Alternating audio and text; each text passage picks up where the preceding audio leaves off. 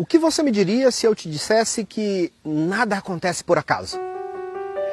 Para entender o porquê dessa afirmação, a gente vai falar a respeito da lei de causa e efeito. A descrição da lei de causa e efeito aparece há milênios em textos sagrados e filosóficos de vários povos diferentes. No Antigo Egito, por volta de 1330 a.C., a lei de causa e efeito já era ensinada por um grande sábio chamado Hermes Trismegisto. Segundo ele, existem 7 grandes leis que governam tudo o que existe no universo.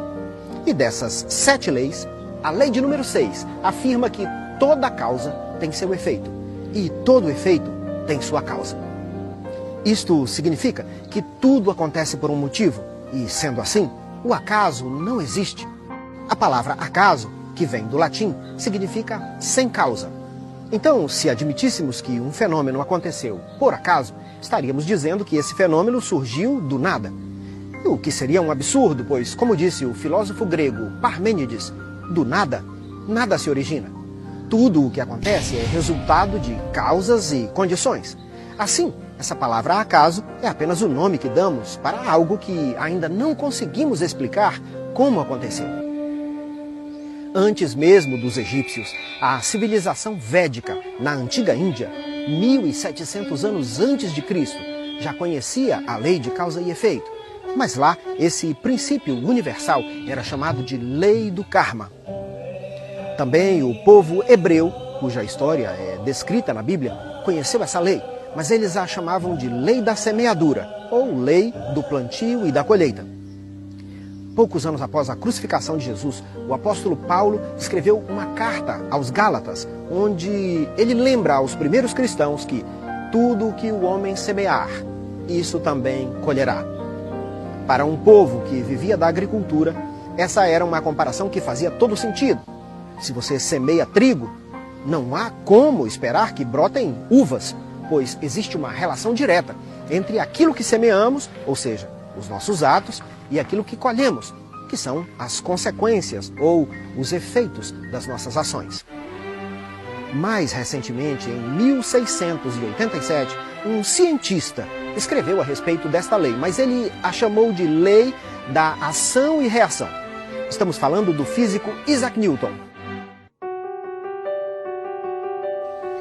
Misticismo, ciência, religiosidade, as abordagens são muitas, mas a sabedoria da lei de causa e efeito tem sido confirmada há séculos na humanidade. A primeira lição que extraímos dessa lei é que a liberdade deve ser usufruída com responsabilidade. Somos inteiramente livres, mas apenas no universo das causas, ou seja, daquilo que ainda estamos por fazer. No momento em que lançamos uma semente, nossa liberdade acaba. E a partir daí somos escravos daquele plantio. Se tivermos semeado ervas venenosas, cedo ou tarde seremos obrigados a colhê-las. E o mesmo vale para os bons frutos. A segunda lição é que sempre podemos mudar o rumo da nossa história, escolhendo melhor aquilo que vamos semear daqui para frente, para termos boas colheitas no futuro. A terceira lição da lei de causa e efeito é que não adianta querer colher aquilo que a gente não plantou. Se queremos saúde, sabedoria, prosperidade ou paz, temos que fazer por onde? Os bons frutos não virão até nós enquanto esperamos deitados confortavelmente numa rede. A quarta lição da lei de causa e efeito é que o progresso é impossível sem mudança. Quanta gente está sofrendo há muitos anos, sempre com os mesmos problemas, e nunca parou para se perguntar: quais as causas deste meu sofrimento? Que atitudes eu preciso mudar para que as coisas sejam diferentes? A lei de causa e efeito possibilita a nossa evolução, nos chamando a estar conscientes das nossas ações a cada momento, já que tudo o que fazemos tem consequências. E isso inclui nossos atos, palavras, pensamentos e sentimentos. A regra é bem simples. Maldade produz maldade. Amor produz amor. Mas mesmo sendo óbvio, muitas vezes a gente não vê. Ainda que você não enxergue essa lei como algo espiritual ou divino, você há de concordar que, até mesmo no plano exclusivamente lógico, ela faz todo sentido.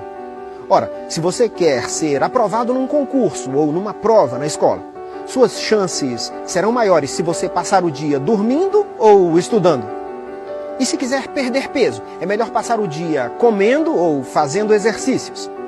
Compreendendo essa lógica e agindo em conformidade com ela, podemos criar conscientemente um destino melhor e um futuro mais feliz. Então, o que você